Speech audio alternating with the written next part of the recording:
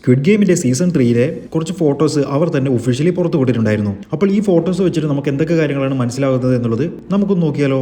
ആദ്യം തന്നെ വന്നിട്ടുണ്ടായിരുന്നത് നമ്മുടെ നായകനായിട്ടുള്ള ജീഹോന്റെ ഒരു ഫോട്ടോയായിരുന്നു. അദ്ദേഹത്തെ ഒരു ടേബിളിൽ കൈവിലെങ്കിൽ ഇട്ട് വെച്ചിരിക്കുന്നതും അദ്ദേഹം ദേഷ്യത്തോടു കൂടി ഒരു വ്യക്തിയെ നോക്കുന്നതുമാണ് നമുക്ക് കാണാൻ കഴിയുന്നത്. ഈ ഒരു ഷോട്ട് കാണുമ്പോൾ തന്നെ മനസ്സിലാകുന്നുണ്ട് ഇത് ഡോർമെട്രി ആണ് എന്നുള്ളത്. കഴിഞ്ഞ സീസണിന്റെ ഏറ്റവും അവസാനം ജീഹോനെ ഫ്രണ്ട്മാൻ പിടിച്ചു കൊണ്ടുപോയി ആ ഡോർമെട്രിയിൽ വിലങ്ങിട്ട് വെക്കുന്നതാണ് ഈ ഒരു സീൻ എന്നുള്ളതാണ് എനിക്ക് തോന്നുന്നത്. അതുപോലെ ജീഹോന്റെ മേല് ചോരപ്പാടുകൾ കാണുന്നുണ്ട്. കഴിഞ്ഞ സീസണിൽ ഏറ്റവും അവസാനം ജീഹോന്റെ മേല് ഇതുപോലെ ചോരപ്പാടുകൾ ഉണ്ടായിരുന്നു. അദ്ദേഹത്തെ കൈവിലങ്ങിട്ടതിന്റെ കാരണമായിട്ട് എനിക്ക് തോന്നുന്നത് ഇനിയും ഇതുപോലെ എല്ലാവരെയും കൂടി കൂട്ടിയിട്ട് വീണ്ടും അവിടുത്തെ അതോറിറ്റിക്കെതിരെ ജീഹോൺ പോകാതിരിക്കാൻ വേണ്ടിയിട്ടാണ് അദ്ദേഹത്തെ കൈവിലങ്ങിട്ടിട്ടുണ്ടായിരിക്കുക. ജീഹോൺ ഒരാളെ ഭയങ്കര ദേഷ്യത്തോടു കൂടി നോക്കി നിൽക്കുന്നത് കാണുന്നുണ്ട്. അത് മിക്കവാറും നമ്മുടെ ഫ്രണ്ട്മാൻ തന്നെയായിരിക്കും. ജീഹോണിനെ കൊണ്ട് നിർബന്ധിച്ച് അടുത്ത ഗെയിമുകളെല്ലാം തന്നെ മത്സരിപ്പിക്കുന്ന രീതിയിലായിരിക്കും ഇതിന്റെ കഥ പോവുക എന്നാണ് എനിക്കിത് കണ്ടിട്ട് തോന്നുന്നത്. എന്തായാലും ജീഹോൺ പങ്കെടുക്കും. അദ്ദേഹം തന്നെ ഫൈനലിൽ ഉണ്ടായിരിക്കും എന്നുള്ളത് എനിക്ക് തോന്നുന്നുണ്ട്. അദ്ദേഹത്തെ അങ്ങനെയൊന്നും കൊന്നു കളയുമെന്നുള്ളത് ഞാൻ പ്രതീക്ഷിക്കുന്നില്ല. അടുത്തതായി പുറത്തു വന്നിട്ടുണ്ടായിരുന്ന ഒരു ഫോട്ടോ ഒരു ശവപ്പെട്ടിക്ക് മുമ്പിലായിട്ട് എല്ലാവരും കരഞ്ഞു നിൽക്കുന്ന ഒരു ഫോട്ടോ ആയിരുന്നു. കുറച്ചു പേര് ഡെയ്ഹോ എന്ന് പറഞ്ഞിട്ടുള്ള 388ാമത്തെ ആ ഒരു മത്സരാർത്ഥി ആയിരിക്കും അതിൽ മരിച്ചു കിടക്കുന്നത് എന്നുള്ളത് തന്നെ പറയുന്നുണ്ട്. പക്ഷേ ഈ ഫോട്ടോയിൽ ബ്ലറായിട്ട് ഏറ്റവും പുറകിലേക്ക് ഈ ഡെയ്ഹോയെ കാണിക്കുന്നുണ്ട്. മിക്കവാറും അത് നമ്മുടെ നായകന്റെ ഫ്രണ്ടായിട്ടുള്ള ആ ഒരു വ്യക്തിയുടെ ശവശരീരം തന്നെയായിരിക്കും. അപ്പോൾ എല്ലാവരും അത് കണ്ട് ഞെട്ടുന്നതും അങ്ങനെയുള്ള കാര്യങ്ങളെല്ലാം തന്നെയായിരിക്കും അവിടെ ഉണ്ടാവുക എന്നാണ് ഞാൻ പ്രതീക്ഷിക്കുന്നത്. ഇനി അതല്ലാതെ ഒരു ട്വിസ്റ്റ് കൊണ്ടുവരാൻ വേണ്ടിയിട്ട് നമ്മുടെ ഫ്രണ്ട്മാൻ മരിച്ച രീതിയിലാണല്ലോ നായകനോട് പറഞ്ഞിട്ടുള്ളത്. അതുകൊണ്ട് ഫ്രണ്ട്മാൻ ആ ഒരു പെട്ടിയിൽ കയറി കിടന്ന് താൻ മരിച്ചു എന്നുള്ളത് ബാക്കിയുള്ളവരെ കൂടി വിശ്വസിപ്പിക്കാൻ വേണ്ടിയിട്ട് എന്തെങ്കിലും കാര്യങ്ങൾ കൂടി അവിടെ ചെയ്യാനുള്ള ഒരു ചാൻസും ഞാൻ കാണുന്നുണ്ട്.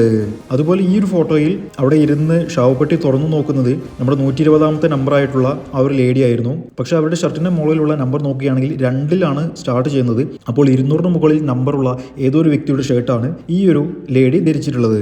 മിക്കവാറും അവിടെ മരണപ്പെട്ടിട്ടുള്ള ഏതെങ്കിലും ഒരു വ്യക്തിയുടെ ഓർമ്മയ്ക്കായിട്ട് അവർ തന്നെ ആ ഒരു ഡ്രസ്സ് എടുത്ത് ഇട്ടതായിരിക്കാം. അടുത്ത ഫോട്ടോ ആയിട്ട് വന്നത് മത്സരാർത്ഥിയുടേതല്ലായിരുന്നു.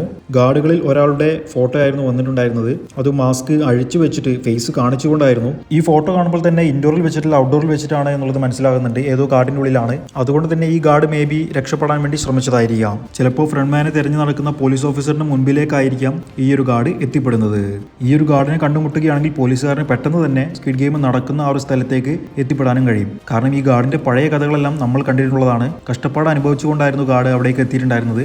ഏറ്റവും അവസാനം ഗാർഡിന് നന്നാവണമെന്ന് തോന്നിയിട്ട് അവർ ഈ കാര്യങ്ങളെല്ലാം തന്നെ പോലീസുകാരന് പറഞ്ഞു കൊടുക്കുകയാണെങ്കിലോ. പിന്നീട് വന്ന ഫോട്ടോ ഫ്രണ്ട്മാൻ ഇരിക്കുന്ന ഒരു ഫോട്ടോയാണ്. ഫ്രണ്ട്മാൻ ഒരു സോഫയിലാണ് ഇരിക്കുന്നത്. മിക്കവാറും VIP-കളെല്ലാം തന്നെ ഇരിക്കുന്ന ആ ഒരു റൂമിൽ ഫ്രണ്ട്മാൻ അവരുടെ കൂടെ ഇരിക്കുന്ന സമയത്ത് എടുത്ത ഫോട്ടോ ആയിരിക്കും ഇത്. സീസൺ 2-ൽ VIP-കളെ കാണിച്ചിട്ടില്ലായിരുന്നു. ഏറ്റവും അവസാനത്തെ മത്സരങ്ങളിലായിരുന്നു VIP-കൾ വരാറുണ്ടായിരുന്നത്. അതുകൊണ്ട് തന്നെ സീസൺ 3-ൽ VIP-കൾ എന്തായാലും വരുമെന്നുള്ളത് ഉറപ്പ് തന്നെയാണ്. അപ്പോൾ ആ VIP-കൾക്ക് വേണ്ടിയിട്ട് താൻ ഒരുക്കിയിട്ടുള്ള വിരുന്ന്, അതായത് താൻ ഒരുക്കിയിട്ടുള്ള മത്സരങ്ങൾ കാണിച്ചു കൊടുക്കാൻ വേണ്ടിയിട്ടായിരിക്കും ഫ്രണ്ട്മാൻ അവിടെ വന്ന് ഇരിക്കുന്നത്. പിന്നീട് വന്നിട്ടുണ്ടായിരുന്ന ഫോട്ടോ ഫ്രണ്ട്മാൻ അദ്ദേഹത്തിന്റെ ഓഫീസിൽ മാസ്ക് ഇല്ലാതെ ഇരിക്കുന്നതാണ്.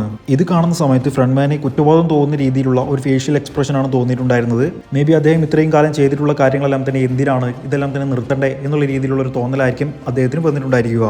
ഇനി അതല്ല എന്നുണ്ടെങ്കിൽ നമ്മുടെ ജീഹോൺ ഫ്രണ്ട്മാനെ കുറിച്ച് ആലോചിക്കുന്നതും ഫ്രണ്ട്മാനെ കുറിച്ചിട്ടുള്ള കാര്യങ്ങളെല്ലാം തന്നെ പറയുന്നതും അദ്ദേഹത്തെ വെറുതെ വിട്ടുവിടായിരുന്നു എന്നെല്ലാം തന്നെ ചോദിക്കുന്ന സമയത്ത് തന്നെ എത്രത്തോളം സ്നേഹിച്ച ഒരു ഉറ്റ ചങ്ങാതിയെ താൻ വീണ്ടും എന്തിനാണ് ഈ ഒരു കൊലക്കളത്തിലേക്ക് കൊണ്ടുവന്നത് എന്നെല്ലാം തന്നെ ആലോചിച്ചുകൊണ്ട് കുറ്റബോധം കൊണ്ടാടുന്നതായിരിക്കാം. ഇനി അതല്ലാതെ പറഞ്ഞു കേൾക്കുന്ന മറ്റൊരു കാര്യം എന്താണെന്ന് വെച്ച് കഴിഞ്ഞാൽ ഇപ്പോൾ സ്ക്വിഡ് ഗെയിമിലുള്ള പ്രഗ്നന്റ് ആയിട്ടുള്ള ആ ഒരു ലേഡിയെ കാണുമ്പോൾ തന്റെ മരണപ്പെട്ടു പോയ പ്രഗ്നന്റ് ആയിട്ടുള്ള വൈഫിനെ തനിക്ക് ഓർമ്മ വരുന്നതായിട്ട് ഫ്രണ്ട്മാന് തോന്നുകയും അത് കാരണം ഫ്രണ്ട്മാന് കുറ്റബോധം തോന്നുകയും ഫ്രണ്ട്മാൻ ഇതിൽ നിന്നെല്ലാം തന്നെ മാറി ഇവരെ രക്ഷിക്കാൻ വേണ്ടി ശ്രമിക്കുകയും ചെയ്യുന്ന രീതിയിലുള്ള കാര്യങ്ങളായിരിക്കും എന്ന് തന്നെയാണ്. പിന്നീട് സ്ക്വിഡ് ഗെയിം 3-യുടെ ഒരു പോസ്റ്റർ ഇറങ്ങിയിട്ടുണ്ടായിരുന്നു. ജൂൺ 27-ാം തീയതിയാണ് അത് റിലീസ് ചെയ്യുക എന്നെല്ലാം തന്നെ പോസ്റ്ററിൽ കൊടുത്തിട്ടുണ്ട്.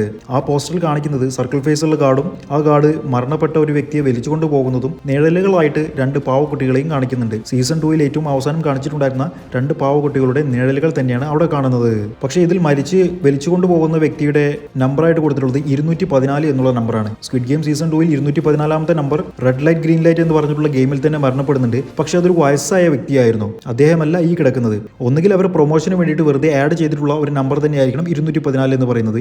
അതല്ല എന്നുണ്ടെങ്കിൽ കുറച്ച് തിയറീസ് എല്ലാം തന്നെ കേൾക്കുന്നുണ്ട്. നമ്മുടെ ഫ്രണ്ട്മാൻ വിജയിച്ചിട്ടുണ്ടായിരുന്ന 2015-ലെ സ്ക്വിഡ് ഗെയിം ഒരു എപ്പിസോഡിൽ മുഴുവനായിട്ടും കാണിക്കുമെന്നുള്ളത്. മേ ബി ആ ഒരു എപ്പിസോഡിൽ മരണപ്പെട്ട വ്യക്തിയായിരിക്കാം 214ാമത്തെ നമ്പർ.